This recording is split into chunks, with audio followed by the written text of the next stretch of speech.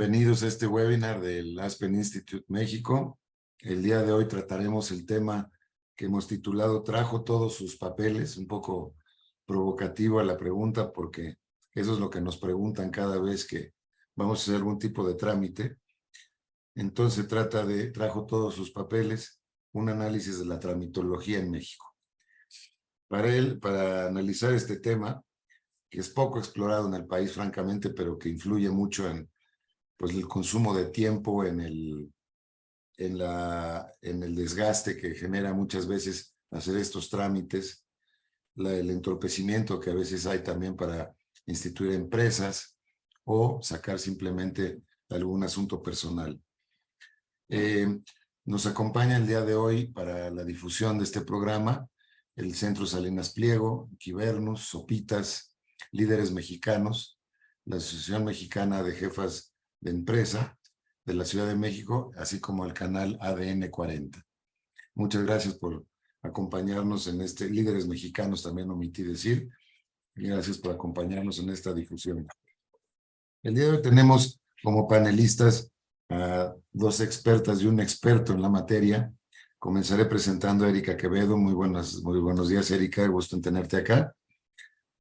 Erika es directora general del Consejo de Empresas Globales desde fines del 2019, donde coordina los esfuerzos de más de 60 grandes empresas internacionales que tienen operaciones en México. Trabajó en la Secretaría de Economía como parte del equipo mexicano que negoció diversos tratados de libre comercio y acuerdos bilaterales de inversión. Laboró también en la Dirección General de Asuntos Internacionales de la Comisión Federal de Mejora Regulatoria, donde tuvo a su cargo iniciativas para construir un marco regulatorio para la inversión, propicio para la inversión. En el sector privado, trabajó para el Consejo Mexicano de la Industria de Productos de Consumo como directora de Asuntos Regulatorios. Y a nivel binacional, fue directora nacional de Relaciones Externas y comités de la American Chamber of Commerce de México. También en el sector social, fue directora general del Movimiento por una Vida Saludable, Movisa, y ella es licenciada en Comercio Exterior por la Universidad Madero, maestra de Administración Internacional por la Thunderbird School of Global Management y el TEC de Monterrey. Muchas gracias de nuevo, Erika, por estar con nosotros. Al contrario, muchas gracias por la invitación. Nos acompaña también Juan José Cabrera. Él es economista por el ITAM, con especialidad en competencia económica y regulación. Su experiencia profesional se centra en temas de mejora regulatoria, simplificación administrativa, evaluación de impacto, además de ser experto en temas de transformación digital y gobernanza digital. Actualmente es consultor en mejora regulatoria y transformación digital y vicepresidente nacional de mejora regulatoria en la Coparmex. Gracias, Juan José, por estar con nosotros. Y un gusto. Nos acompaña también, nos da mucho gusto, Jacibe Fernández. Ella es diseñadora y empresaria mexicana, socia y directora internacional de la marca española Nisa en mercado en el continente europeo, asiático, países árabes y Estados Unidos. En el 2020 lanzó su propia marca hecha en México, Jacibe, y es fundadora de México Moda, plataforma que busca visibilizar, fortalecer y crear valor para la industria de la moda mexicana a través de nuevos modelos de cooperación y de negocio. Es secretaria del Consejo de Fashion Group International y consejera editorial de moda en el periódico Reforma. Fue nombrada diseñadora del año en 2021-2022 por plataformas como el Cóctel de la Moda y The Fashion Group International. Reconocida internacionalmente como promotora de la cultura mexicana a través del diseño contemporáneo. Y además funge como vicepresidenta de la Asociación Mexicana de Mujeres Jefas de Empresas. Muchas gracias, Jacibe, por estar con nosotros, muy amable. Cedo la palabra entonces a Miguel Limón, que es nuestro director de programas en el Aspen, nuestro economista de cabecera y conocedor hasta dónde se puede de este tema tan enigmático como es toda la reforma regulatoria y el tema de tramitología. Adelante, Miguel, por favor. Muchas gracias, Enrique. Y bueno, estamos aquí aprendiendo y vamos a aprender con nuestros tres invitados, nuestras dos invitadas, nuestro invitado, a quienes agradezco mucho la presencia el día de hoy. Erika, Jacibe, Juan José, muchas gracias por haber aceptado participar con nosotros en este ejercicio. Enrique, muchas gracias por la presentación, y al público en general que nos acompaña fielmente en nuestros webinars o nos sigue a través de nuestros aliados, también muchas gracias por estar aquí el día de hoy con nosotros. Antes de entrar con nuestros panelistas, quisiera yo hacer una pequeña introducción de por qué estamos en este tema, de qué trata un poco, por qué nos debe importar, ¿no? Y bueno, quisiera empezar comentando que el Estado moderno es el resultado de un proceso de centralización del poder que supuso la expropiación de todos los procesos jurídicos y sociales. Pensemos desde el registro civil para nacimientos, matrimonios, divorcios, defunciones, hasta muchos otros bienes y servicios que tiene que prestar hoy en día el Estado, ¿no? Los estados hoy pasan por garantizar la seguridad de las personas mediante el monopolio del uso de la fuerza, hasta los más centralizados que se adueñaron de los medios de producción e intercambio, como fueron los modelos comunistas socialistas. Es decir, en breve, lo que ha sucedido a lo largo de los últimos 200 y pico de años es la estatización del derecho. En una sociedad en la que por la naturaleza el comportamiento individual está siempre en disyuntiva entre el bien y el mal, dependiendo en gran medida de cómo estén alineados los incentivos y los castigos, se vuelve completamente necesario que dicho ente regidor del derecho, el que ya comentamos, sea responsable tanto de establecer los incentivos y los castigos, así como de generar los mecanismos para regularlos. La búsqueda de un Estado de derecho, de certidumbre, de tratar de evitar los malos comportamientos de las personas, han llevado a los estados modernos a generar reglas, normas, leyes, a una burocracia que se caracteriza por la regulación. Los trámites nacen entonces de la necesidad de tener estas reglas, las cuales deberían ser claras y aplicadas a todos por igual. Sin embargo, esta misma generación de normas ha dado como resultado muchas veces excesos de trámites y papeleos solicitados tanto por autoridades públicas como por autoridades privadas, que entorpecen el desarrollo social y económico de un país, además de fomentar espacios para búsquedas de rentas y de corrupción. Tenemos una sobreregulación por falta de confianza que nos lleva a la informalidad y a la corrupción y que merma nuestra competitividad en el ámbito internacional. Por ello, la necesidad de dialogar y buscar mecanismos para flexibilizar y agilizar los procesos de gestión y obtener una mejora regulatoria y simplificación administrativa que le permita a México adaptar su regulación a las actuales estructuras mundiales y montarse en la ola de la cuarta revolución industrial. Es decir, impulsar la competitividad nacional, que hoy, si la tenemos a niveles comparativos internacionalmente, es muy baja. Tenemos, por ejemplo, que ocupamos uno de los 10 últimos lugares de competitividad laboral en el ranking del Institute for Management Development y el lugar 37 de 43 países en el índice de competitividad global del INCO 2022. Para darles una pequeña muestra de lo que estamos hablando, les voy a dar 3 ejemplos de trámites en este país para ir abriendo un poco el apetito, ¿no? Estas son algunas reglas locales y absurdas y ambiguas que dificultan la sobrevivencia de empresas medianas y pequeñas. La primera es en Acapulco, por ejemplo. La autoridad municipal debe considerar adecuadas las persianas, cortinas u otros materiales que utilicen los establecimientos dedicados a la venta de bebidas alcohólicas. En Tijuana, para autorizar la operación de salas de masaje, los interesados deben entregar carta de residencia, contar con dictamen favorable de impactos sociales pedido por la Secretaría de Gobierno y contar con tarjeta de salud y acreditar la mayoría de edad de los empleados. En Chihuahua, la Subdirección de Gobernación Municipal puede suspender las licencias para fotógrafos y videógrafos si, a su juicio, considera que hay una oferta excesiva de dicha actividad. Ahí podemos ver entonces tanto la diferencia que hay a lo largo y ancho del país como lo terrible que es la discrecionalidad. Y para ello vamos a platicar hoy con nuestros 3 invitados. Quisiera yo empezar un poco contigo, Juan José, que eres un experto en la materia, consultor y que has trabajado desde hace tiempo el tema. Como buen técnico y practicante, Cuéntanos, por favor, un poco, ¿cuál es el papel de la regulación en la economía? Acabas de ser coautor de un libro, La mejora regulatoria en el Estado mexicano, y bueno, creo que nos puedes dar un muy buen referente. ¿Cuáles son los impactos económicos de una mejora regulatoria en la economía y por qué se da eso? Así es que si no tienes inconveniente, querido Juan José, iniciamos contigo, por favor. Antes que nada, Miguel, Enrique, muchas gracias por la invitación, por armar este tipo de webinars, este tipo de eventos y que podamos platicar de temas, como bien comenta Enrique, de mejora regulatoria, que es un tema que en los últimos años ha perdido impulso y ha perdido fuerza en el ámbito federal. Sin embargo, en el ámbito local hemos podido encontrar varias entidades que sí le han importado y le han invertido el tema de mejora regulatoria y transformación digital, y que porque ellos justamente ven los beneficios que deriva esta parte, ¿no? De simplificar las reglas del juego. Y retomando una parte que comentas, Miguel, justamente creo que la parte de la práctica y la parte de la teoría al día de hoy podemos encontrar muchos casos que están disasociados.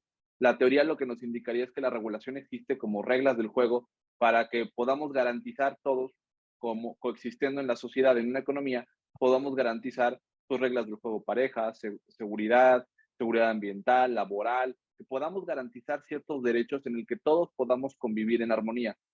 En lo general, eso nos indicaría la teoría y para ello, pues existen normas, leyes, reglamentos, instrumentos jurídicos que dictan y para eso, y de ahí derivarían, pues trámites, servicios, licencias, permisos, que son los instrumentos que las personas día a día interactúan con el gobierno pues, para darle cumplimiento a esta buena convivencia.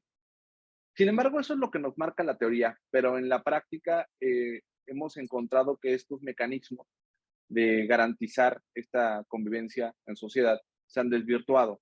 Como bien comentas, ejemplos de regulaciones o de trámites excesivos, trámites que no hacen sentido, trámites absurdos. Estos casos los podemos encontrar tanto en el ámbito federal, tanto en el ámbito estatal como municipal.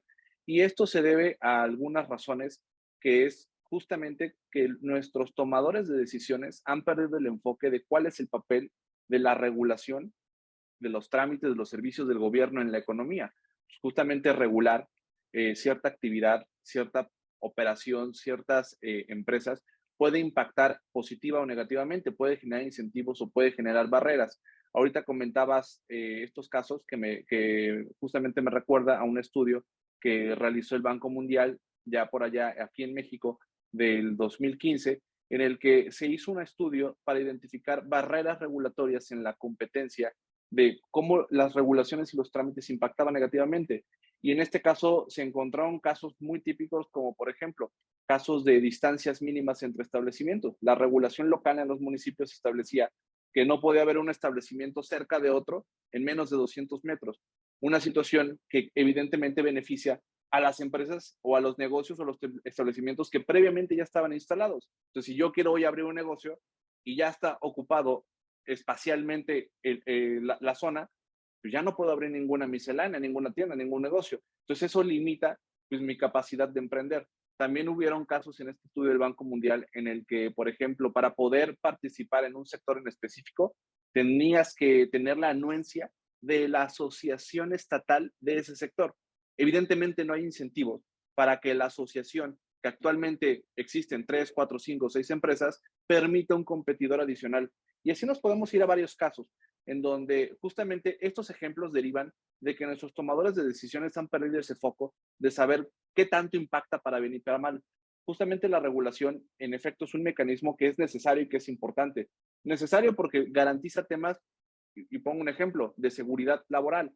¿Qué sería de la regulación, o qué sería, perdón, de los trabajadores si no existiera una regulación en materia de construcción, de espacios seguros de trabajo, en cuanto, por ejemplo, de manejo de desechos tóxicos? ¿Qué serían de esas personas que trabajan en sectores riesgosos si no existiera un marco regulatorio que los cubriera? Evidentemente, existiría un incentivo para ciertos tipos de empresas, para la disminución de costos, para que pues, no se adquieran estos dispositivos de seguridad, abaratar los costos operativos y que al final del día pues, esta externalidad o este costo pues, lo asuma pues, no el empresario, lo pueda asumir otra persona. Por eso existen estas regulaciones, estas reglas. Sin embargo, cuando tratamos de sobreregular pensando en que aumentar los trámites, aumentar los requisitos, aumentar la información, es un mecanismo y es un candado y es una cadena para blindar el no cumplimiento, pues ahí nuestros tomadores de decisiones están pues justamente cayendo en un error porque no se están dando cuenta del impacto negativo que esto genera. Esta pues, creencia de sobreregular para que no te puedan meter un gol, pues es una falsa creencia que al final del día termina cayendo en corrupción, discrecionalidad, poca transparencia, incumplimiento de las normas y que las personas que sí desean emprender o los negocios que sí desean invertir, pues no lo puedan hacer o lo puedan hacer a través de pagar costos en mercado negro como extorsiones o pagos de mordidas. Entonces, aquí, por ejemplo, viene a la mente pues la creación de, típicamente existen, ¿no? Trámites para abrir una empresa, que son muy complicados, tardan más de 7 días o tardan más de 10, 15 días, y que al final del día, pues el empresario, pues al no querer asumir ese costo, pues existen los incentivos para, mejor abro mi negocio, opero sin la licencia y me termina saliendo más barata el castigo y la multa que estar en regla con la normativa. Entonces, justamente estos escenarios que estamos platicando derivan de esa parte, Miguel, que nuestros tomadores de decisiones están perdiendo ese foco. Y sin duda, la regulación juega un papel importantísimo en la economía, para bien y para mal. Aquí en el caso federal, solamente para poner un ejemplo, el costo de oportunidad que asume el sector privado, los empresarios y las personas que cumplen trámites, el costo de oportunidad asume a casi 4% del PIB que se pudiera generar. Esta estimación se hace con base en un estudio de la OCDE, que es una metodología que nos permite, que es la metodología del costo estándar, que lo que nos permite es medir el tiempo que le dedican las personas, las actividades y los recursos que le invierten a juntar información, requisitos, idas y vueltas a las oficinas de gobierno, y a partir de ahí se estima cuánto tiempo la gente está dejando de generar. Por ejemplo, pues un taxista, en lugar de trabajar un día en su negocio, pues lo que está dejando hacer es un día perdido haciendo filas y haciendo trámites y tratando de buscar una resolución positiva para a lo mejor su licencia. Ese es el costo que estima esta metodología de la OCDE. Y justamente cuando nos encontramos en este caso, pues vemos que México es de los países de la OCDE que más alto costo de oportunidad le genera a sus empresarios y a la gente al momento de hacer trámites. Y esto es una pérdida de productividad impresionante. En lugar de que la gente esté emprendiendo, innovando, trabajando, dedicándole tiempo a sus negocios, le está dedicando tiempo a hacer filas. Por otro lado, Y viene... es 4% del PIB, nos dices, Juan José. Es correcto, 4% del PIB es lo que la gente le dedica a esto. Entonces, prácticamente pudieras dedicar todas estas actividades improductivas a actividades de trabajo, actividades de negocio. Claramente es un costo desbordado. Sí, hay que decirlo, han habido esfuerzos desde el gobierno de Calderón en el que se empezó a impulsar la política de mejora regulatoria y han venido año tras año esfuerzos de reducir ese porcentaje que veníamos del 5%. Sin embargo, no es suficiente. Necesitamos aspirar a llegar a mínimo al promedio de los países de la OCDE que ronda entre el 2.5 2.8% del PIB, que tampoco es posible aspirar, y eso hay que decirlo, a tener un costo cero de la regulación. Eso no existe. Tiene que haber regulación, sí, pero la premisa es tiene que haber regulación simple, sencilla, fácil y accesible. Eso va a tener un costo, bajito, pero va a tener un costo. Aquí lo importante es que nosotros podamos, o bueno, nuestros tomadores de decisiones puedan aspirar a llegar a costos que sean pues, en promedio de países competitivos a lo que nosotros también aspiramos a hacer y no tener costos desbordados. También existe un estudio recientemente del BID en el que analiza la tramitología en 18 países de Latinoamérica, en donde en los dos principales análisis que realiza, que son horas dedicadas a hacer tramitología, México sale muy por arriba del promedio. México es el cuarto país con más, que las personas le dedican más tiempo a realizar trámites y servicios. Y en el caso de las visitas, o más de 3 visitas para cumplir un trámite, pues México es el séptimo país que más le exige visitas presenciales a las personas para cumplimentar un trámite.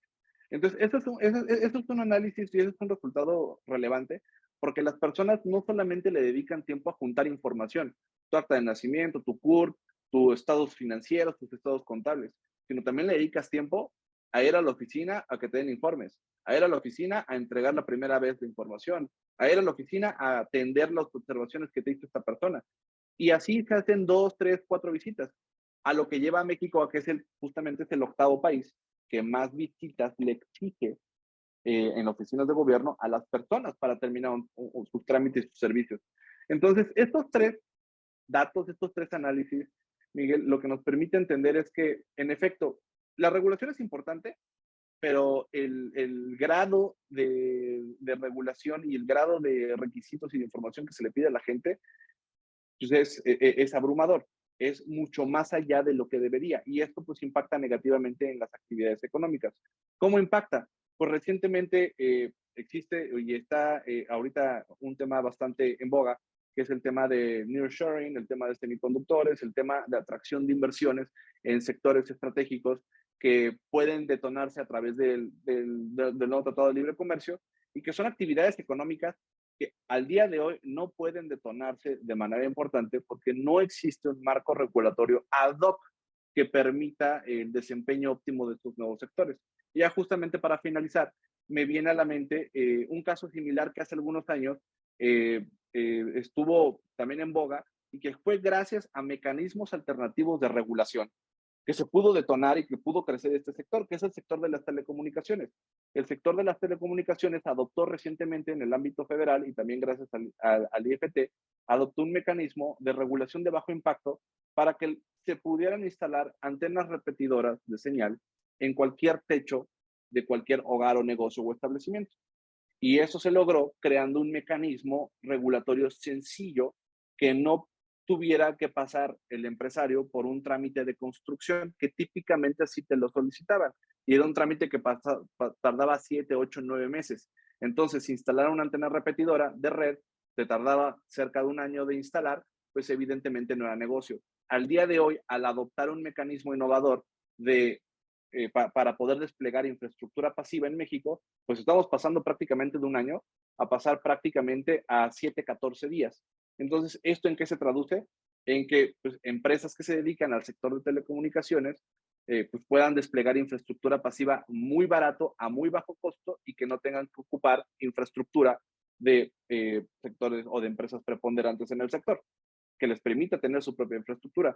Entonces, justamente estos ejemplos son los que nos permite ver cómo la regulación o te limita a atraer inversión en sectores estratégicos o te puede impulsar el desarrollo de ciertas actividades económicas. Entonces, sin duda, la regulación, y ya para terminar, la regulación juega un papel importante en la vida empresarial y en la vida de las personas, tanto para abrir una empresa, operarla, cerrarla, o quitamos el tema empresarial, acceder a un servicio, acceder a un derecho, a una beca, a un programa de apoyo. La regulación juega positivamente, siempre y cuando nosotros garanticemos que esos mecanismos sean fáciles, ágiles y sencillos. De lo contrario, la regulación juega todo lo contrario y se convierte en una barrera.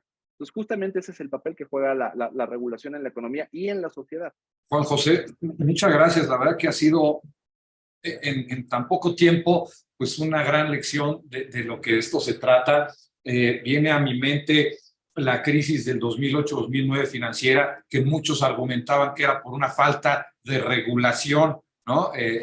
Hacia los bancos, y luego hoy volvimos a tener, Estados Unidos volvió a tener otra crisis económica y se argumenta otra vez la falta de regulación, pero nos estás poniendo en claro cuáles son los problemas de la sobreregulación y de la discrecionalidad. Me gusta mucho este inicio, creo que nos da tela para dónde cortar y para continuar contigo en un ratito. Me quedo con José, muchas gracias.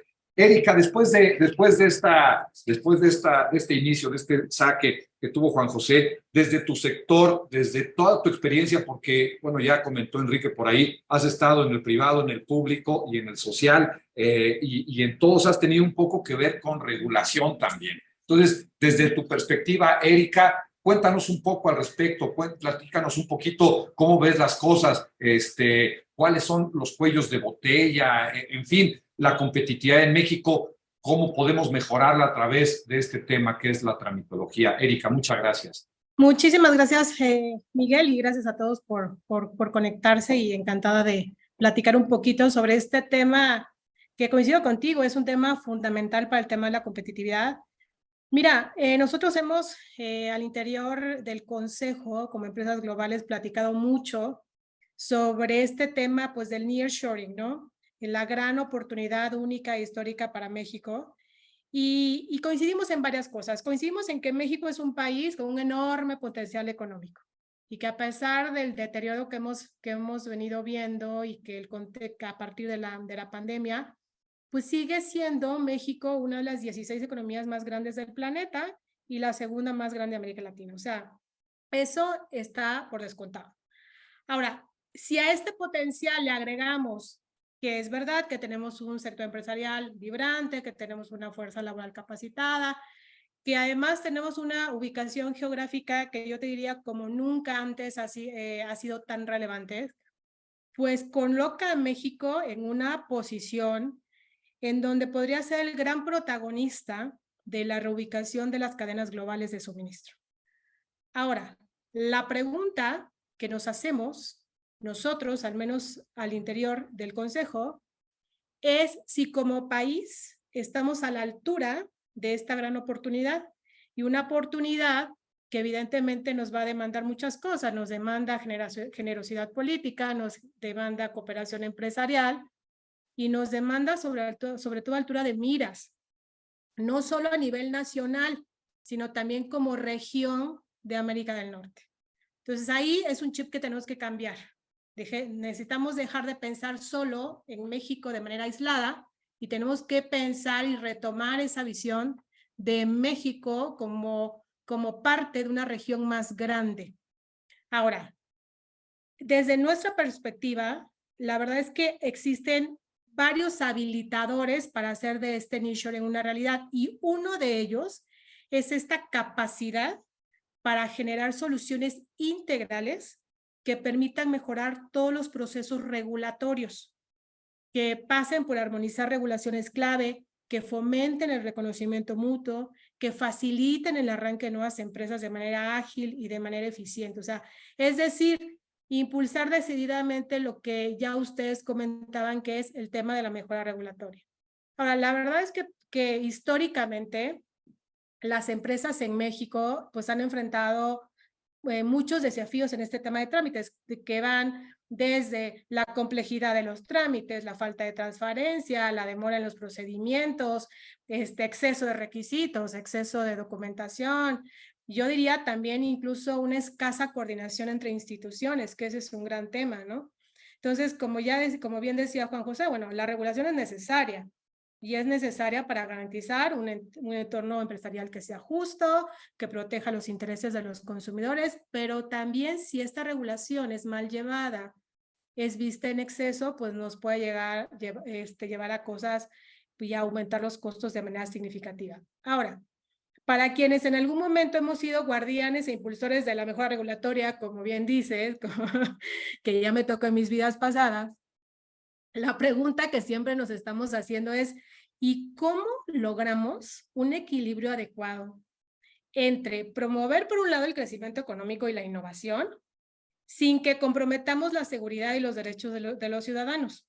¿No? Es una pregunta complicadísima, ¿no?, de responder. Ahora, la realidad es que yo creo que sí debemos reconocer, porque tampoco se vale decir que todo está mal. Creo que sí debemos reconocer que a lo largo de las últimas 3 décadas, de verdad México ha hecho un esfuerzo importante por este tema de la mejora regulatoria. Y evidentemente el punto de quiebre fue nuestro gran ingreso al comercio internacional, ¿no?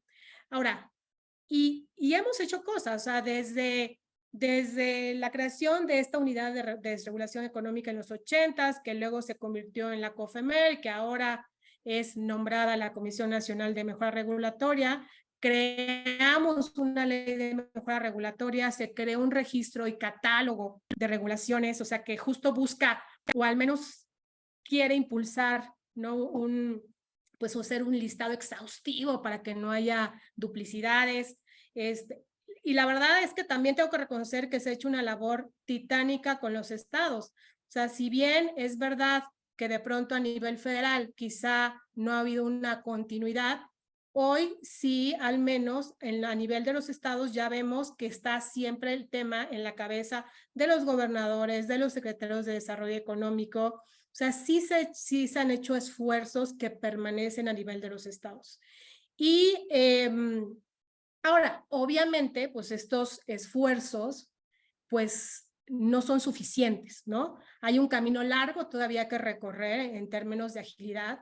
Y si a mí me preguntaran en dónde tenemos que poner el foco en materia de mejora regulatoria, para que esa gran promesa del nearshoring sí se haga una realidad, yo les diría que son 3 cosas súper sencillas y súper básicas.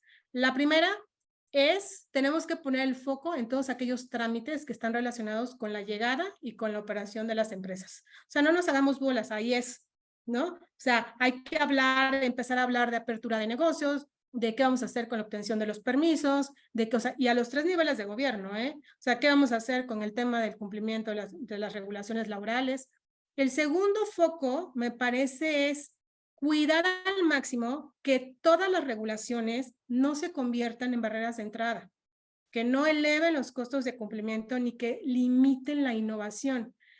Porque lo que hemos visto muchísimo es que un mal diseño de una regulación nos puede llevar a resultados desproporcionados o medidas que son totalmente obsoletas a nivel internacional y que francamente lo único que provocan es que las empresas, olvídense las empresas globales, o sea, las pymes, ¿no? Que son el 90% de nuestra economía, no se puedan adaptar a los cambios tecnológicos y de mercado.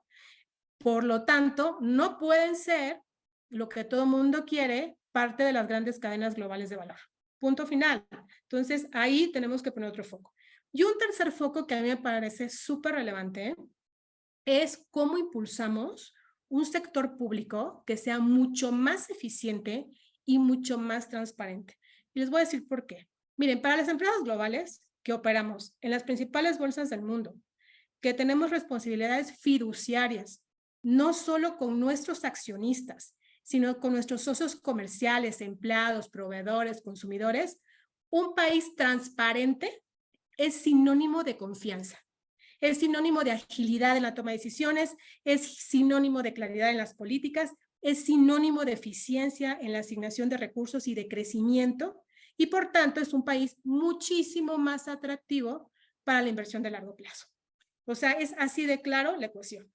Entonces, para mí, la promoción del nearshoring pues, es un tema sistémico, un tema sistémico que abarca varios habilitadores, pero que sin duda el tema de la simplificación de trámites es uno de esos grandes habilitadores. Y es más, yo les diría que tenemos que mudar de esta noción de mejora regulatoria hacia una noción más estratégica de facilitación comercial, en donde justo hablemos de soluciones integrales, pero no solamente como país, sino también como región, en donde podamos, pues, donde se estarían beneficiando y cuánto les gusta, 1.2 trillones de dólares de transacciones. Entonces, ¿cuál es nuestro costo de oportunidad de no, ahora sí que de no agarrar el todo por los cuernos, como dice? Pues miren, hay muchas estadísticas. Yo les diría que nuestro costo de oportunidad de patear el nearshoring y de no hacerlo de realidad es de alrededor de entre 2 y 4 millones de empleos, entre 30 y 50 mil millones de dólares adicionales de inversión extranjera directa, entre 1.5 y 2.5% del crecimiento del PIB y entre un 15 y 30% de la productividad. Esas son las estadísticas a nivel internacional que por ahí se están manejando. Así que como pueden ustedes ver, bueno, pues sin duda la competitividad pues pasa, ¿no? Por abordar de tajo todos estos cuellos de botella, tanto administrativos como regulatorios, como de gobernanza. Y bueno, pues aquí me quedo, Miguel, y seguimos conversando. Erika, muchas gracias. No sé qué hacer con la depresión que me acabas de generar, ¿no? Porque son muy fuertes los datos de no hacer las cosas. La verdad es que si no nos ponemos las pilas, esto es tremendo. Los 3 puntos que mencionas me parecen muy relevantes. Quisiera yo hacerte la pregunta, no sé si tú lo sabes o alguno de nuestros panelistas, ¿cuánto tiempo tarda en abrirse un negocio en México en días comparado con Brasil, ya no te digo con Estados Unidos porque creo que ahí son unos minutos, ¿no?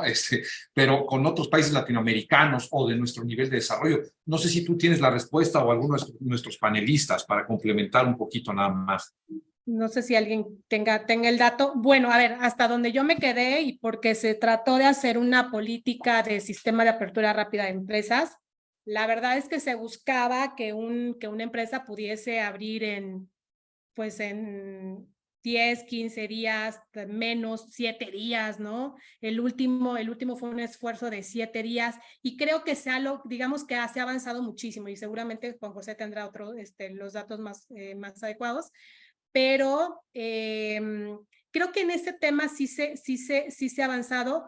Sin embargo, pues sigue habiendo. O sea, yo creo que si algo nos sigue faltando es esta coordinación institucional. O sea, necesitamos, o sea, abogar más y ampliar más, pues esta ventanilla única de una apertura rápida de empresa.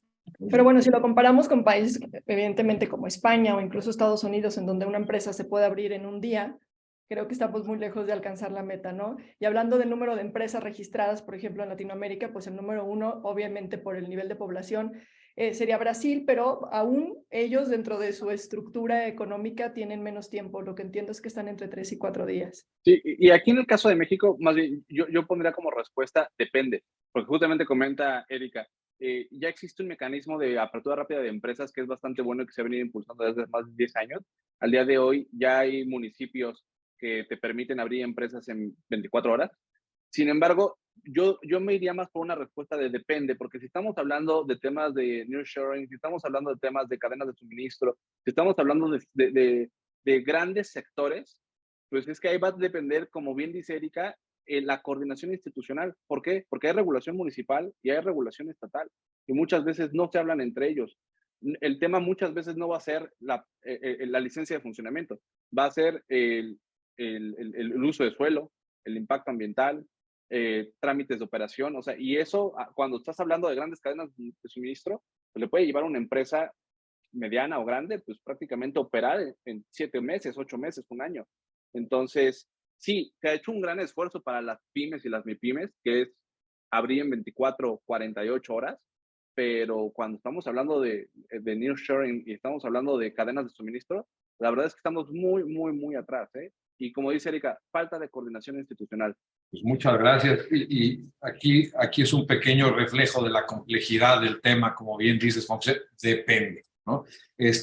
Jacibe, paso contigo. Muchas gracias, primero que nada, por estar con nosotros. Y desde tu barrera, desde tu trinchera, que es la de mujeres jefas de empresa, Jacibe, que es con la que hoy nos acompañas, cuéntanos un poco cómo se ve este tema. Bueno, la participación de las mujeres en los últimos años se ha incrementado mucho. Hoy las mujeres se arriesgan y emprenden, pero desafortunadamente la mayoría sigue trabajando todavía desde la informalidad. Y esto se debe a muchos factores, ¿no? Hoy, aún que se ha avanzado y que hemos crecido mucho en la participación en el país, todavía estamos lejos de tener una equidad en cuanto a la apertura de empresas o registro de empresas comparable a la que hacen los hombres. Hoy 3 de cada 10 empresas registradas ante el SAT pertenece a una mujer, aunque no necesariamente la dirigen. Solo el 30% de las mujeres están al frente de una organización, aunque haya nacido de ellas el arranque, ¿no? La idea inicial.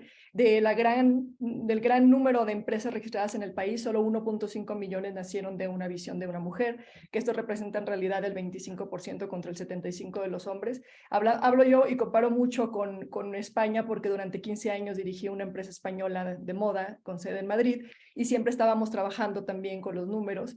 En España el 47% de las empresas registradas lo hizo alguna mujer. En México 9 de cada 10 empresas registradas son pymes, entonces estamos hablando de todavía realmente emprendedoras, cuando en España de este 47% el 25% ya son empresas grandes, ¿no? Estructuradas, que dejaron de tener una visión de emprendimiento para pasar a una empresarial. Y bueno, en AMGE, que es la Asociación Mexicana de Mujeres Jefas de Empresa, pues recibimos todos los días solicitudes e intención de incorporarse con nosotros. En México, pues realmente no hay cámaras de mujeres, no hay realmente que tenemos poca representación en el ámbito empresarial. Hoy, claro que se han abierto muchas oportunidades, en AMGE hemos crecido mucho, hoy tenemos incluso un asiento dentro de también el CCE, tenemos apoyo de Coparmex, estamos cerca de industriales. Sin embargo, nuestra gran limitante evidentemente siempre ha sido la estructura con la que están formadas las empresas que están cerca de nosotros o como afiliadas, ¿no? El nombre como tal es la Asociación Mexicana de Mujeres Jefas de Empresa, pero cuando llegan a quererse incorporar con nosotros y les pedimos pues lo necesario, lo básico, ¿no? Que tengan un modelo de negocio y toda la documentación que lo demuestre, pues nos encontramos que muchas de ellas llevan años operando, que incluso conocemos su nombre comercial y tal vez no están registradas, ¿no?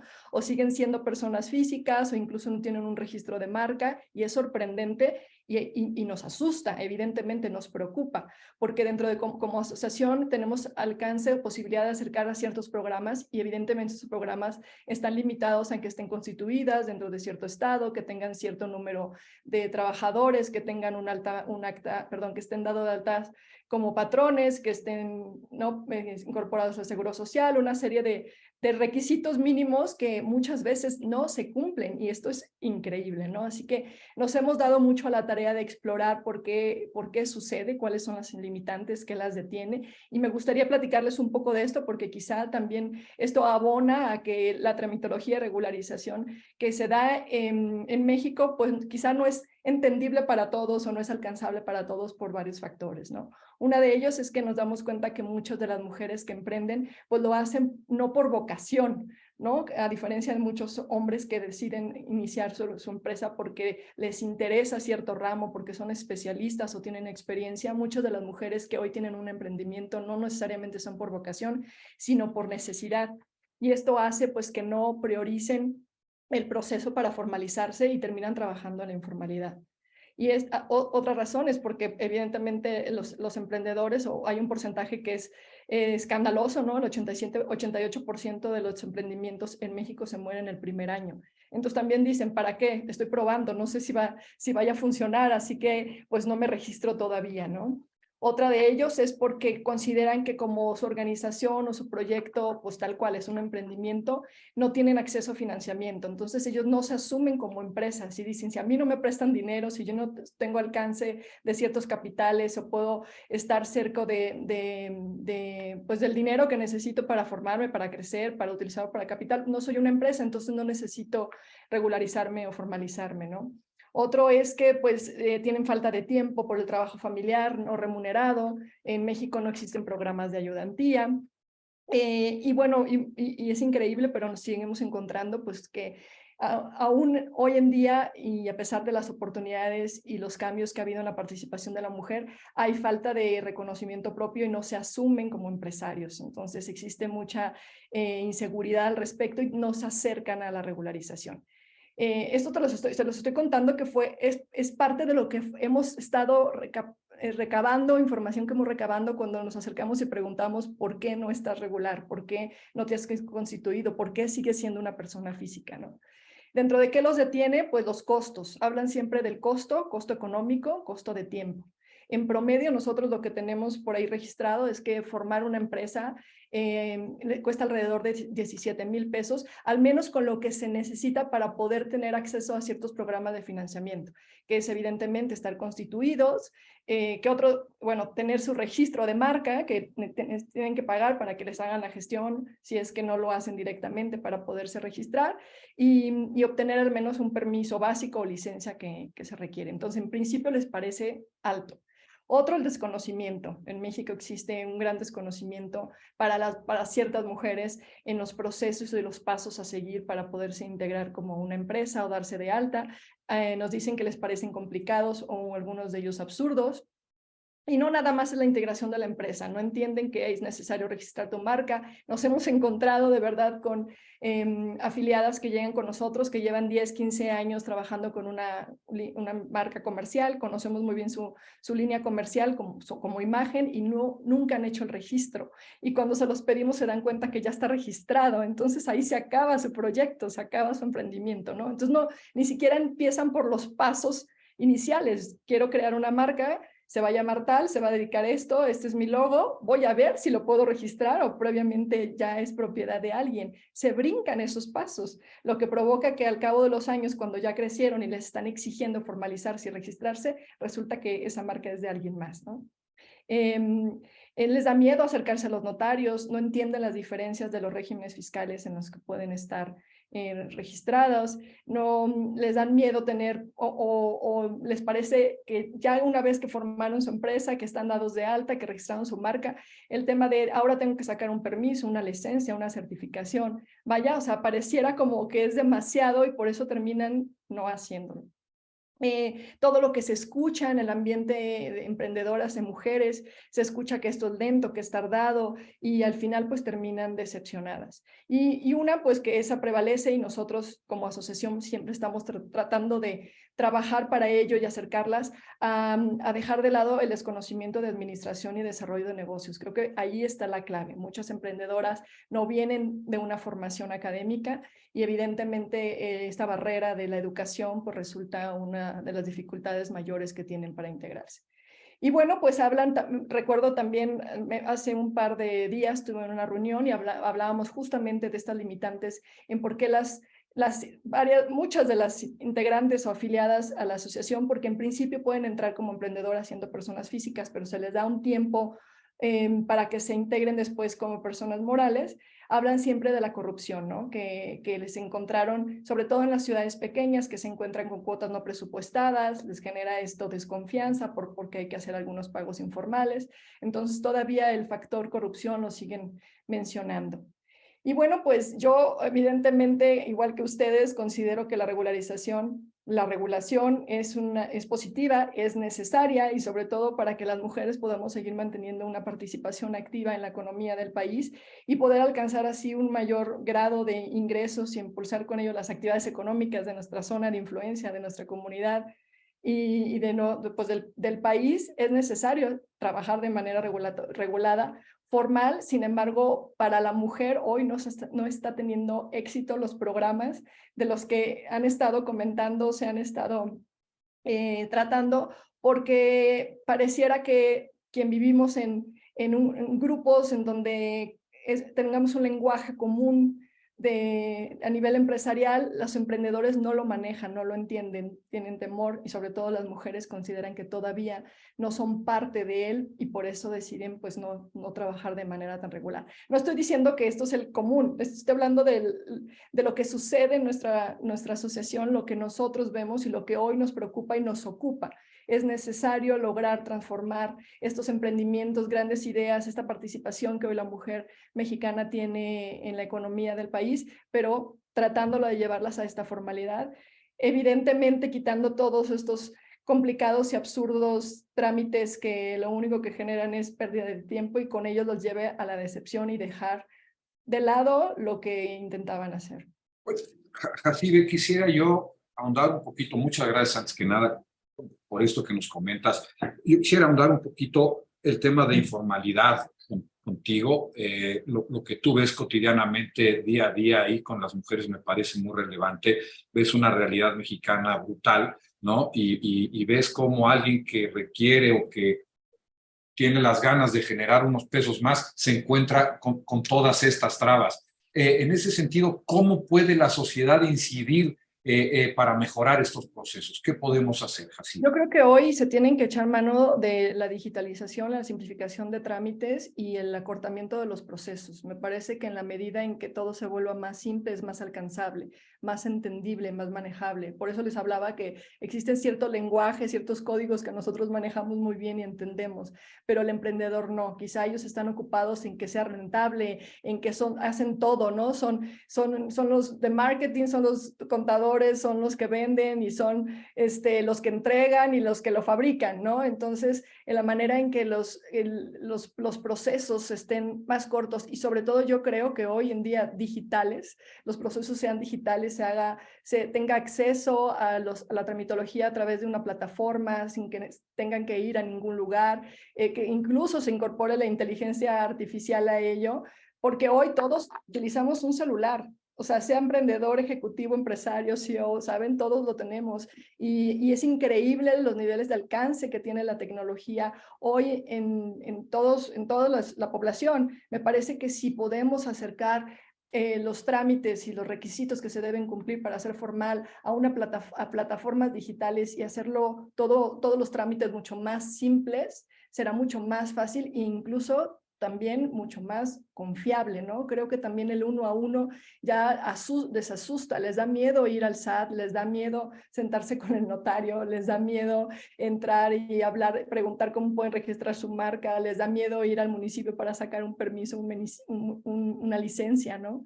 Creo que incorporarlo porque nuestra vida o la vida cotidiana sí hoy está siendo muy digital y me parece que eso podría facilitar mucho el que otros o que las emprendedoras se incorporen a la formalidad. Este es un aspecto muy importante, la digitalización que comentas, pero hay algo muy profundo que estás tocando, que es el miedo y el desconocimiento. Y no únicamente con digitalización vamos a poder Claro, por supuesto. ¿Cómo podemos trabajar esta parte del miedo, del desconocimiento? Pues eso obviamente a través de difundir información. El miedo, así ve. Ha ido cambiando. Si se dan cuenta, en los últimos, creo que 2, 3 años, la participación de la mujer no nada más en la vida económica, en la vida social, política, ¿no? Está muy activa. Hoy se hablan de conceptos como sororidad, ¿no? Como a lo mejor hoy tenemos una visión distinta del papel de la mujer en nuestro país, ¿no? Hoy se defienden los derechos, Entonces, esto también está ayudando a que la mujer obtenga, pues a mí no me gusta hablar de empoderamiento, ¿no? Me parece que no es como un empoderamiento, pero quizá una seguridad. Hoy la mujer sí está empezando a arriesgarse más y está empezando a tomar un rol mucho más importante y se está atreviendo a decir, sí lo merezco, sí es para mí, esto no es de género, es de capacidades. Entonces están yendo por esa oportunidad, por lo que saben hacer, no por el género al que pertenecen. Entonces creo que esto está cambiando, pero en la medida en que haya más oportunidades para mujeres, en que sí existan las cuotas para que tengan oportunidades de trabajar en ciertas empresas, en ciertos ramos, me parece que se van sintiendo mucho más seguras. Hoy las mujeres están mucho más tomadas de la mano, se sienten cercanas unas a otras. Hoy evidentemente hay ejemplos que son inspiradores y creo que eso ha ayudado. Ahora, ¿qué se requiere? Capacitación, capacitación, capacitación.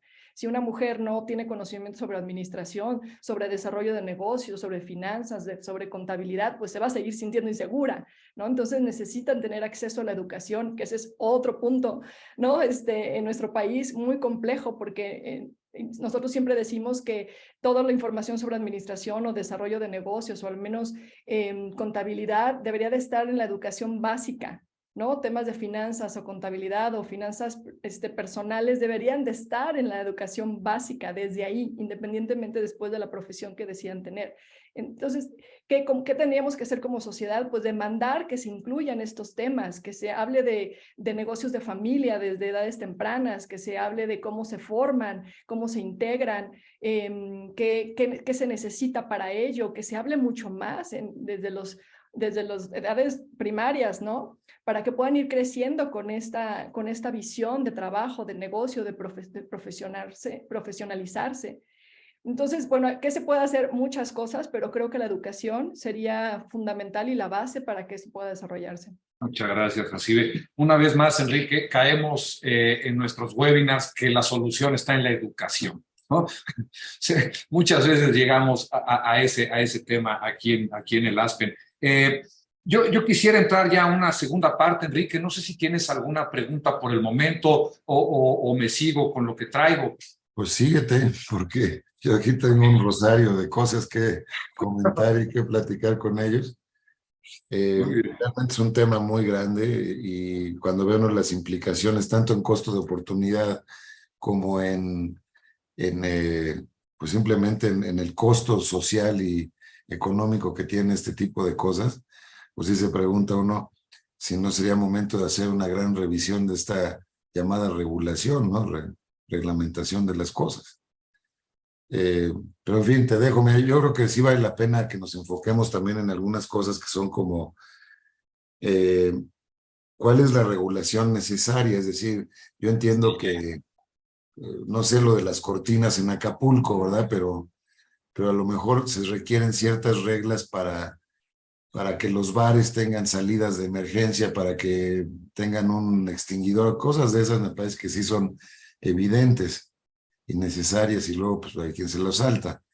Y además está el fantasma, creo, detrás de lo que estamos hablando de la informalidad. O sea, yo no sé cuál sea el dato más actualizado en el país, pero la participación de la informalidad en el PIB debe ser enorme todavía en el país y en el número de empleos. Cuando se habla de que México tiene un desempleo tan bajo, mucho más bajo que en otros países bastante más desarrollados, pues sí me pregunto si no es porque tienen un puesto de jugos en la esquina y se lo cuentan como empleo, ¿verdad? Pero, en fin, creo que son dos temas muy grandes y creo que lo del nearshoring que están ustedes tocando da materia para otro escenario completamente distinto, más allá de regulación, yo creo.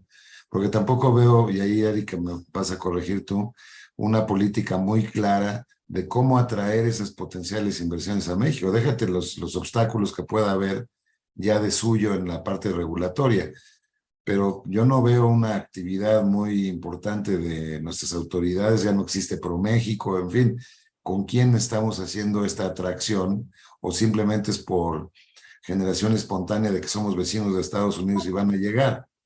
Yo creo que no, ¿verdad? Si tuviéramos una política mucho más explícita, decir aquí está México, esta región norteamericana tiene grandes potencialidades, etcétera, no tiene los riesgos que tiene el Asia. Ayer me lo decía alguien, que no competimos con América Latina, competimos con Singapur, competimos con Vietnam, competimos con Filipinas. Entonces es otro tipo de animal que estamos tratando acá, y obviamente pues si no hay esa parte explícita de política nacional de atracción de estas inversiones, pues creo que lo has repetido, creo que tú misma, Erika, un par de veces, de que vamos a perder una oportunidad histórica. Entonces, bueno, son un par de comentarios nada más, pero pues no sé, quizás la parte propuesta sea la que nos corresponde hacer en la próxima media hora, ¿no? Oye, Eh, agregando el comentario, Enrique, sí, traigo un dato. Según los datos del INEGI, hasta el 2022, el 56% de la población económicamente activa está en la informalidad. Es altísimo. altísimo, altísimo. Además, sí le pega al negocio formal. Si de por sí ya estabas comentando, Juan José, al inicio de tu presentación, que es más oneroso estar en regla que estar en falta, y con una mordida lo sacas más fácil que haciendo los trámites bien. Pues imagínate si eso le sumamos luego la presión del mundo informal, ¿no? Que tienes tú tu establecimiento muy bien planteado, y en la banqueta donde estás tú hay 4 ambulantes, pues no pueden ni ver lo que estás vendiendo, ¿no? O sea, déjate que, Exacto. digo, es cierto, o sea, lo vemos en las calles, en el centro histórico, en muchos sitios del país. Entonces sí, digamos, sí tendría, ahí sí tendría que haber regulación, ¿verdad? Y también creo que ha habido cuestiones de cómo darle ciertos incentivos al informal para que le convenga más ser formal que ser informal. Esa parte es muy complicada, y obviamente entra todo el tema corrupción que Jacibe estaba mencionando ahora, porque mientras haya esta informalidad, pues es más fácil que haya, digo, es un terreno muy fértil para la corrupción, ¿no? Entonces no sé, pero sí, yo no sé qué tenías en mente, Miguel, cómo de seguir este tema tan escabroso, pero creo que si pudiéramos, como tratamos de hacer siempre, de hacer propuestas como algunas que hizo Jacibe ya en materia de educación, de capacitación, de digitalización, de simplificación, ¿no? ¿Cuáles serían como los trámites obvios que se tienen que ir? Yo no acabo de entender este del SAT, que te piden tu constancia de estar en regla, cuando ellos mismos lo emiten, ¿no? Es como si ustedes me piden a mí una credencial del ASPEN, pues yo soy el que lo emito, yo la pido, ¿no? Más bien, es un poco absurdo, en fin, pero se me ocurre que ese es uno de los ejemplos así como más flagrantes digamos, de duplicación, de tortuguismo, en fin, pues eso, de golpear la economía por la vía del trámite. Pero no sé, en fin, Miguel, tú tienes la batuta el día de hoy. Gracias, Enrique.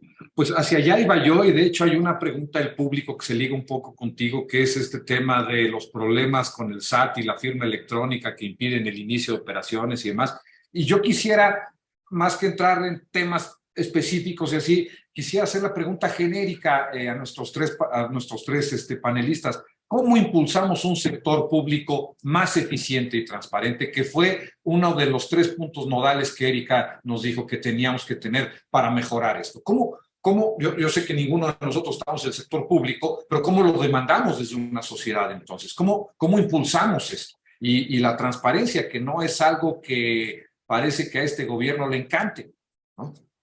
¿Cómo lo impulsamos? ¿Qué podemos hacer? ¿Cómo podemos trabajar como mexicanos en ello? Eso es lo que yo quisiera que abordáramos ahora un poco. No sé quién Mira, quiera arrancar. En este punto comentas, Miguel, lo que yo tendría en mente primero serían 3 aspectos. Primero tendría que haber, o tiene que haber liderazgos desde el sector público, desde gobiernos, estados, municipios, federación, tiene que haber un liderazgo claro sobre hacia dónde se quiere llevar esta política. Porque al día de hoy, desgraciadamente, si bien ya existe, como dice Erika, una ley general de mejora regulatoria y ya existen instrumentos jurídicos que de alguna manera impulsan a los gobiernos locales y de cualquier índole a transitar hacia mejores procesos, si bien ya existe ese marco jurídico, que exista no implica que se aplique. Entonces necesita haber liderazgos al interior, que eso, pues evidentemente, esos liderazgos tienen que ser liderazgos políticos porque justamente la gente, al interesarse en estos temas, pues llama la atención de nuestros gobernantes, de nuestros alcaldes, para tomar en la agenda pública pues estos temas. Entonces tiene que haber liderazgo político y tiene que haber un impulso por parte de la sociedad en estos temas. Eso como primer punto, porque si no le interesa a la cabeza, pues evidentemente a los secretarios o a las áreas y a los operativos no les va a interesar. Y muchas veces no es que no les interese, hay incentivos detrás, de incentivos oscuros, en donde pues muchas veces las áreas manejan la operación, la acreditación, la autorización de licencias, existen pagos para la agilización de estos procesos y pues nadie quiere que le quites su cuota de poder. Entonces, por eso tiene que existir esos liderazgos. Como segundo punto, y lo comentaba Jacibe, desde el ámbito que ella ve con el sector privado, pero también aplica con el sector público, capacitación. Capacitación permanente. Nuestros funcionarios públicos en México y de los 3 órdenes de gobierno es gente de muchos años de vocación y de mucha experiencia, pero que también son personas en el que la transición digital y la transición a nuevos procesos les ha generado resistencias y les ha generado barreras para hacer las cosas distintas a como lo hacían hace 10, 15 años. Y irónicamente el concepto de mejora regulatoria implica eso, estar mejorando y cambiando constantemente. Entonces no podemos esperar que nuestros servidores públicos evolucionen en el tiempo a estas nuevas tendencias si no los preparamos. No se va a dar por generación espontánea el conocimiento de ellos para el manejo de plataformas tecnológicas, aplicaciones, sistemas de firmas electrónicas. Esto no va a llegar de la nada. Tiene que haber procesos continuos de formación de capacidades en nuestros funcionarios públicos. Y tercero, es el papel de nosotros como sociedad y hablando en mi ámbito como Coparmex, es el papel que tenemos para poner los temas en la agenda de nuestros gobernantes y de nuestros tomadores de decisiones. Existe un gran número de emprendedores, emprendedoras, empresarios dispersos en México que pudieran identificar mejoras, áreas de oportunidad, recomendaciones, ideas, pero que están dispersas, están difuminadas y que en el eco nadie los escucha. Pues para eso somos nosotros, Coparmex, AMGES, CCE, nosotros al aglutinar, al centralizar distintos tipos de empresarios y de emprendedores, nosotros tenemos la responsabilidad de llevar estos grandes temas en agendas comunes con los gobiernos locales, pues para que las voces de nuestros empresarios puedan ser escuchadas. Entonces, creo que es un papel importantísimo el de las asociaciones empresariales, tomar agenda en este tema, impulsarlo y hacer agendas políticas con nuestros gobernantes o nuestros alcaldes. Si no, este tema al final del día va a caer en un tema de olvido y en un tema en el que pues sí hay una ley, pero pues como a nadie le interesa, no se aplica. Y a lo mejor si me permites agregar unos puntos, Miguel, a lo que acaba de comentar Juan José. Yo diría algunas cosas. La primera es darle mucho más dientes al órgano que está metido en el tema de la mejora regulatoria, porque históricamente la COFEMER, la CONAMER, como ustedes le quieran llamar, pues sin duda ha sido un gran órgano que ha impulsado este tema a nivel nacional. Sin embargo, no ha tenido, yo les diría, el punch político que se necesita. O sea, si comparamos a nivel internacional, ¿qué es lo que pasaba? Que estos órganos de mejora regulatoria dependían directamente del primer ministro de la oficina de la presidencia, y hoy en México seguimos con un organismo que depende de una Secretaría de Estado. Evidentemente, pues esto pues te conlleva a manejos políticos y a conflictos de intereses. Entonces, creo que eso es algo por lo que una política de avanzada en materia de mejora regulatoria tendría que contener. El otro tema, sin duda, pues es lo que ya comentaba Jacibe, gobierno, ¿no? Y gobierno, hay que impulsar el tema de la digitalización, sí o sí. Otro que me parece muy importante es cómo acortamos las diferencias regionales, porque lo que sucede o no sucede hoy en día, y creo que eso le impacta muchísimo la operación de las compañías, es que en el norte tienen una regulación, pero en el sur otra, pero en el este, pero en el noroeste. Entonces, ¿cómo armonizamos las normativas y todas estas regulaciones a nivel nacional? El otro tema tiene que ver con la cooperación. O sea, creo que algo de lo que se ha hablado aquí es normalmente las regulaciones, o muchas veces las regulaciones, se hacen en los escritorios. O sea, no se conoce la operación real de cómo se funciona a nivel de campo. Y yo creo que eso tiene que cambiar. Y el tema de la cooperación, del diálogo sector público, sector privado, tan trillado del cual se habla, pero que en realidad no necesariamente siempre funciona, es fundamental. O sea, de verdad es fundamental. Porque a veces, como servidores públicos, se nos pueden, y miren que yo fui servidora pública, se nos pueden ocurrir muchísimas fantásticas ideas, pero quienes van a operar, quienes van a implementar eso, pues son los operadores económicos, y no tenemos la más remota idea de cómo están funcionando realmente.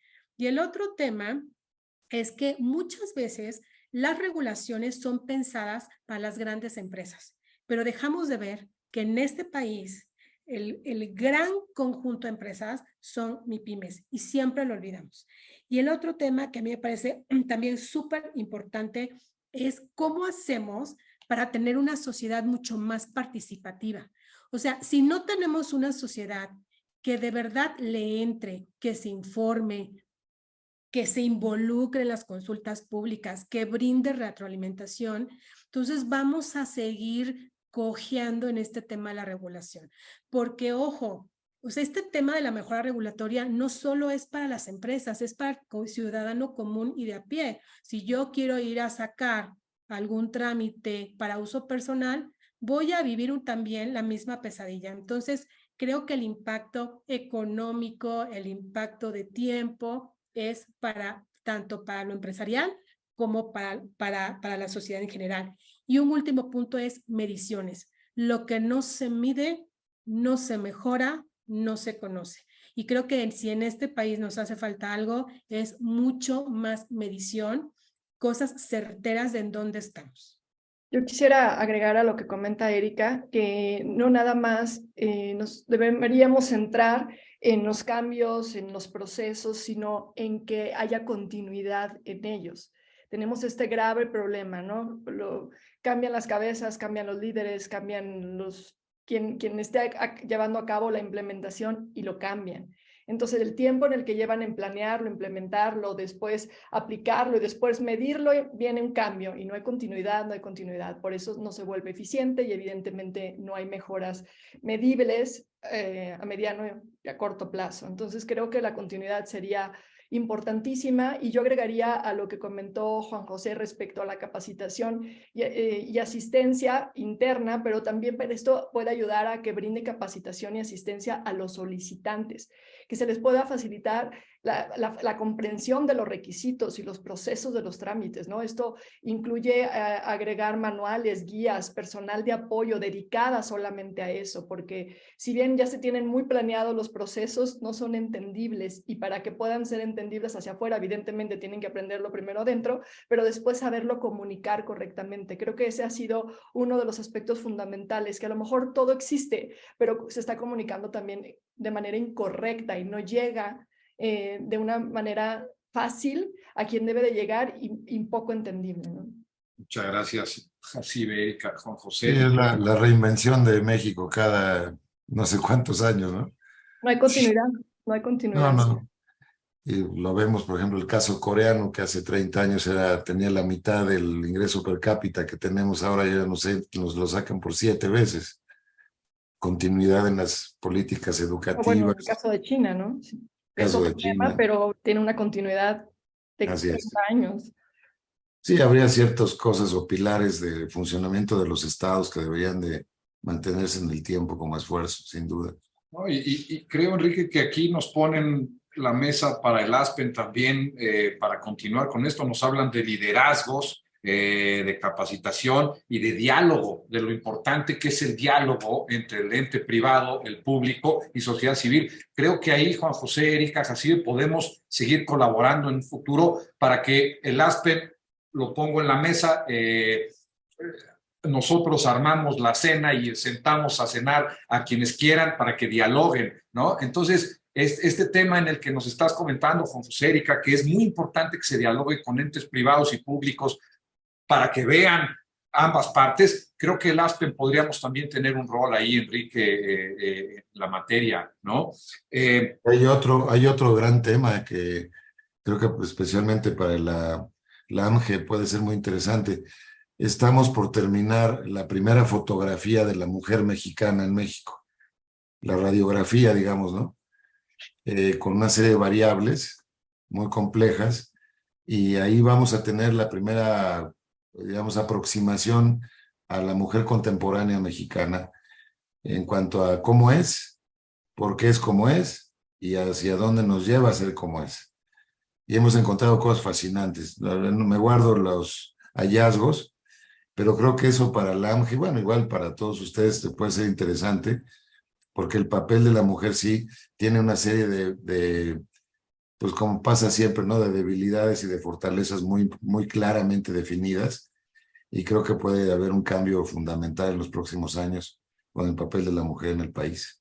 No, yo creo que ya se está dando. Todavía nos hace falta recorrer mucho, porque si nos comparamos, por ejemplo, con Estados Unidos, les voy a contar rápidamente una anécdota. Venía el día de la Mujer, se acuerda todo el movimiento que surge en México y bueno, surge obviamente en Estados Unidos, pero como hoy lo traducimos de una manera distinta, ¿no? El defender los derechos, pero también demandar la seguridad y todo lo que conlleva el Día de la Mujer. Y estaba en Estados Unidos, me tocó allá, y el fenómeno no tiene nada que ver con el nuestro, ¿no? Ellos realmente solamente ni siquiera conmemoran ni festejan, simplemente dicen, hemos hecho esto y hoy nos toca ser partícipe y hoy simplemente es un día más, ¿no? Y nos hace falta recorrer mucho camino. Dice, ¿hacia dónde vamos? Yo creo que justo al lograr que la mujer no sea señalada por género, ¿no? Simplemente que sea un participante más en la vida privada, en la vida pública, por sus capacidades, por su desempeño, simplemente participa por quien es, no importa el género. Me parece que hacia allá va la tendencia. Hoy lo tenemos más claro también las mujeres. Y los hombres también, ¿no? Creo que este asunto de es que te doy oportunidades, es que, ok, sí les toca, es que sí les cedemos, ¿no? Y creo que ya esto está cambiando, simplemente capacidades, está cambiando la sociedad en México porque ya se vio en otros países cómo funciona y creo que hacia allá va. Falta mucho, pero hacia allá va. Me encantaría conocer los resultados, Enrique, cuando lo tengan, y si podemos ampliarlo y comunicarlo dentro de AMGE sería maravilloso. Sí, en unos 15 días vamos a dar el aperitivo, digamos, de los hallazgos. Hay cosas fascinantes, por ejemplo, en interés en la ciencia y en la filosofía, la mujer mexicana le gana a los hombres 70% a 30%. Es bien interesante. O sea, el futuro científico mexicano es femenino, para decirlo, el filosófico. fascinante. Claro, interesante. Entonces, muy interesante. Entonces, ahí va viendo uno ciertas aristas de la, digamos, la condición, la mentalidad de la mujer que no teníamos en la mesa. Entonces, son potencialidades fantásticas para el país. Por supuesto, y en todos los sectores. Yo me dedico, ustedes saben que me dedico a la moda, tengo una plataforma, llevo 15 años en la industria y les quiero contar que cuando estuve estudiando también mucho más estadísticas relacionadas con la moda, porque siempre busqué hacer desarrollo de emprendimientos y marcas propias, es que evidentemente la mujer es la número 1 consumidora de artículos de moda, pero no es quien la dirige, ¿no? Solamente el 8% de las empresas importantes de moda a nivel mundial son dirigidas por mujeres, nada. ¿No? Y pareciera que la moda es una industria de mujeres y realmente es una industria de hombres. Sí, sí. Y nos llevamos sorpresas en otras industrias donde creemos lo contrario. Entiendo que en la metalurgia en el norte del país, la autopartes, hay más mujeres que hombres. Trabajando. Pero en fin, pero no era el tema de hoy. Creo que lo que sí tenemos es que encontrar, digamos, ciertos puntos que creo que los han ustedes definido muy bien para que sean propuestas, que es lo que normalmente hacemos en el Aspen, a quienes toman decisiones en esta materia. No sé cómo le vamos a hacer, Erika, para que tenga un nivel político, una jerarquía política más alta este tema, porque lo meten efectivamente en un cajón un poco olvidado, y se da uno cuenta cuando ve unas cifras como la que manejaron del 4% del PIB, se nos vaya como coladera en esto. Y tú mencionabas, Erika, de 2 o 4 millones de empleos que se nos pierden. En fin, son como cifras muy, muy grandes. Ahora, una pregunta que yo tenía, si el 4% de Juan José se suma al 1,5% del PIB que tú me señalabas, Erika, ¿es parte de la misma ecuación o...? No, es que son estadísticas distintas, porque un poco lo que decía Juan José es que el impacto, ¿no?, de la tramitología en México es cerca del 4%, ¿no? Ese 1.2, 2.5 es de crecimiento el PIB. O sea, ¿qué pasa? No es crecimiento. O sea, ¿qué pasa si no aprovechamos esta ventana de oportunidad, que es una ventana chiquititita, es una ventana de 6, 8 años para nosotros, punto final? Entonces, si no aprovechamos esa ventana de oportunidad, básicamente nos estaríamos perdiendo de crecer entre un 1.5 y 2.5% del PIB. Sí, tremendo. Pues muy bien, te dejo los platos para el final del programa, Miguel. Muchas gracias, Enrique. Sí, y lo otro hace referencia a las colas, el tiempo que dedicamos para atender los trámites. Si lo dedicáramos a otra cosa, ¿cuánto produciría? ¿No? Juan José, es un poco por ahí, ese es el costo de oportunidad que medimos los economistas. Dentro de esto que comentas, los puntos que nos dieron, Enrique, como positivos o como posibles soluciones, los liderazgos, los dientes de la CONAMER, por ejemplo, ¿no? O de los reguladores, la capacitación interna y a los solicitantes, homologar nacionalmente las cosas, los desconocimientos, es decir, que trabajemos con diálogo, la medición y la evaluación, lo fundamental que es la continuidad de procesos. Y un tema que fue recurrente, pero que yo quiero ligarlo ya para terminar con una pregunta que tenemos del público por parte de Luis Herrera, es la digitalización. ¿Hay algún temor, por lo menos en alguna pregunta del público? Cuando falla un sistema, pues es imposible que se resuelva, luego no puedes hablar con nadie, cuando se lo dejamos todo a los sistemas y los sistemas nos dominan, pues es también bastante complicado. Y ahora el tema de inteligencia artificial que empieza a comernos, por así decirlo.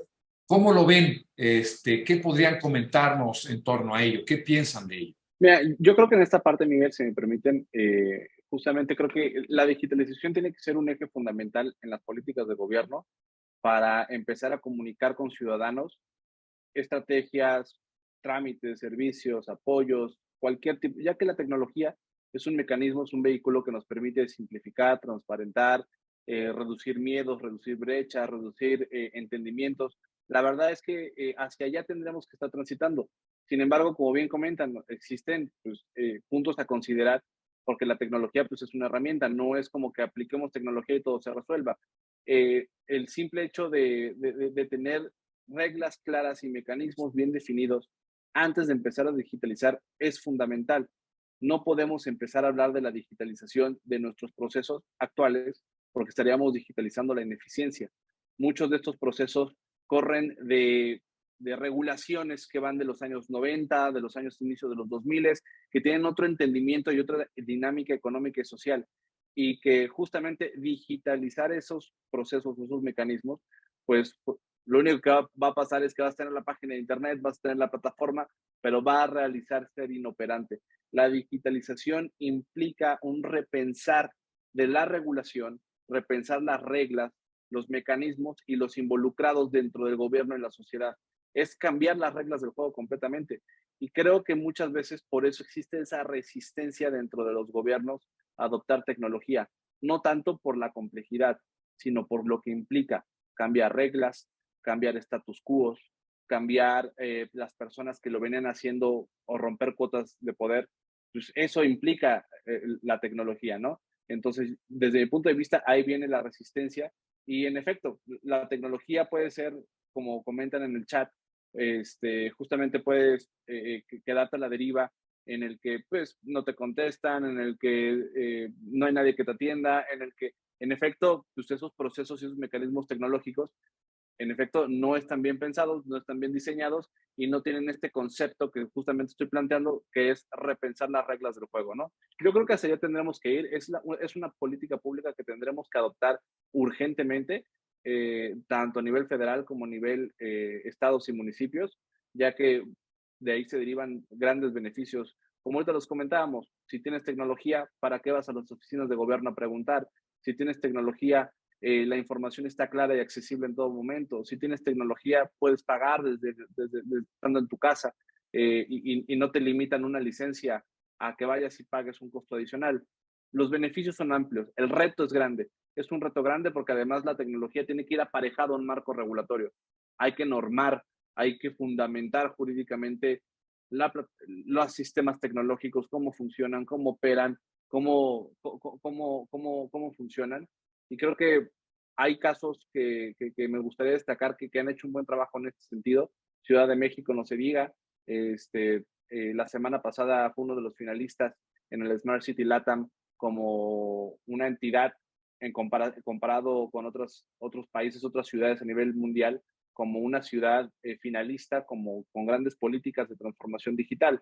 También tienes el caso de Yucatán, que ha apostado los últimos 6 años, por la digitalización de sus procesos en todos los niveles, justicia, permisos, licencias, en todos los niveles.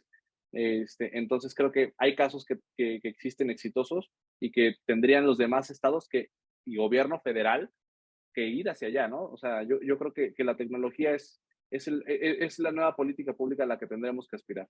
Bueno, yo creo que sí o sí la digitalización y el uso de la tecnología es parte del futuro, de los procesos que vamos a tener en todos el tipo de regularizaciones y tramitología en nuestro país, porque así se maneja en el mundo, en los países que son pioneros del uso de la tecnología. Esto de lo que estamos hablando creo que ya ni se preocupan. Aquí el gran reto va a ser el reunir la información, el saber interpretar y manejar la información, pero sin duda creo que también hay ejemplos que ya se dan de manera muy exitosa. Por ejemplo, los módulos de la impresión de las actas de nacimiento. ¿Cuándo íbamos a pensar que no era necesario, por ejemplo, ir a pedir tu acta, sino que ahora en cualquier módulo lo puedes imprimir? Lo mismo pasa con el CURP.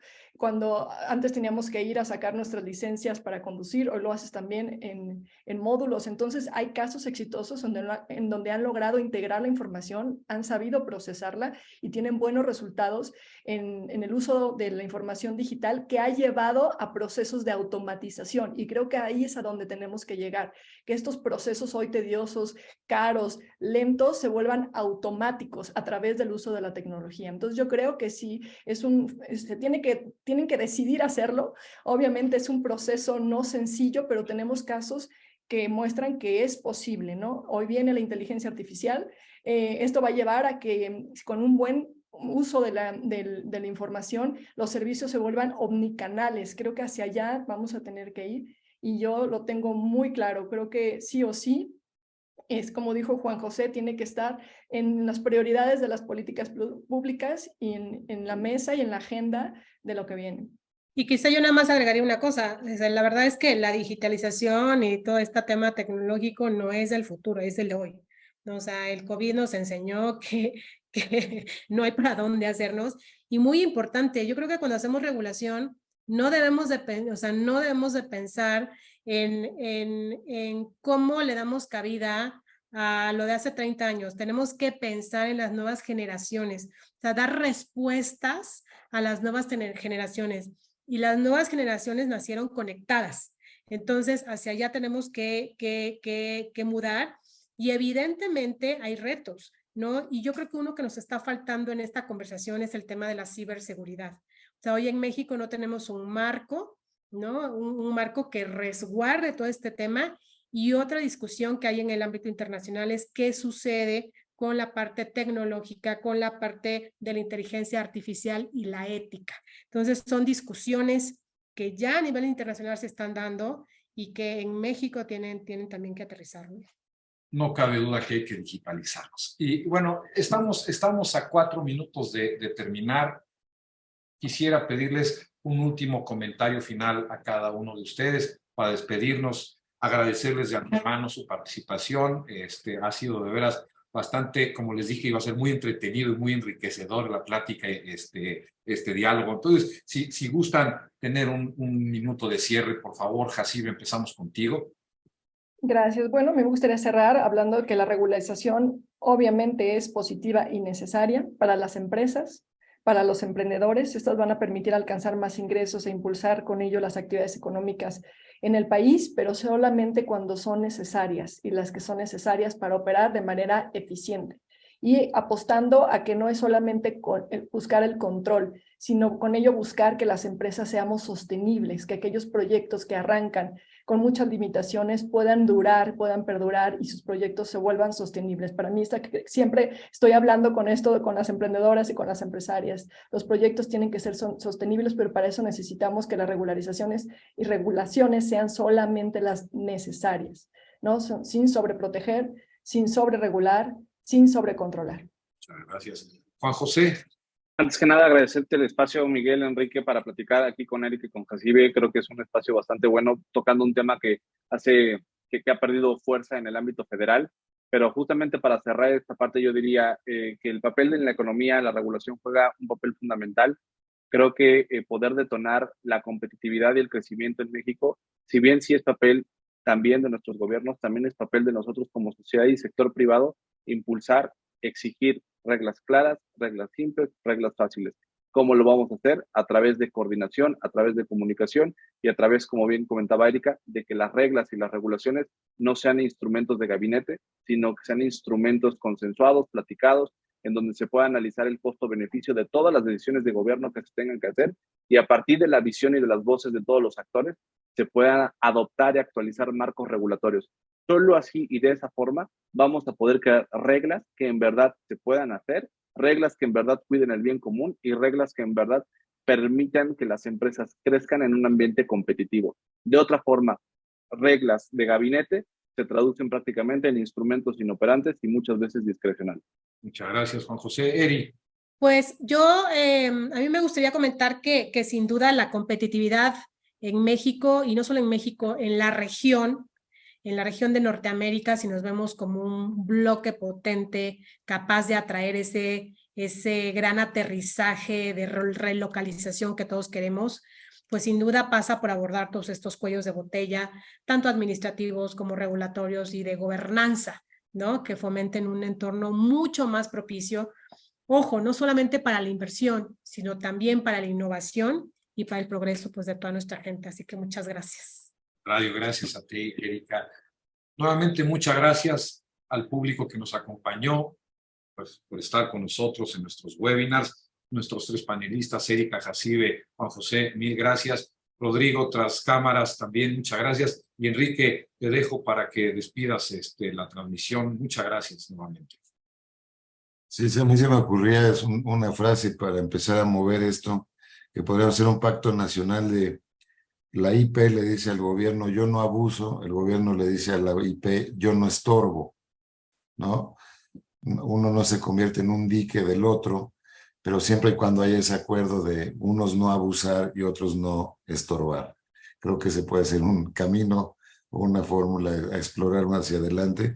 Un poco el equilibrio del que hablaba Erika en su primera intervención, complicado entre los derechos y la funcionalidad. Creo que por ahí podríamos ir. Pero muchas gracias. Esta, como saben ustedes, fue la patada de salida con el tema de regulación, de tramitología, etcétera. Y creo que fue pues, un ejercicio espléndido. Gracias a ustedes tres. Y a Miguel, que dirigió la orquesta el día de hoy. Muchísimas gracias a todos y nos vemos próximamente en otro de los paneles del Aspen Institute. Muchas gracias.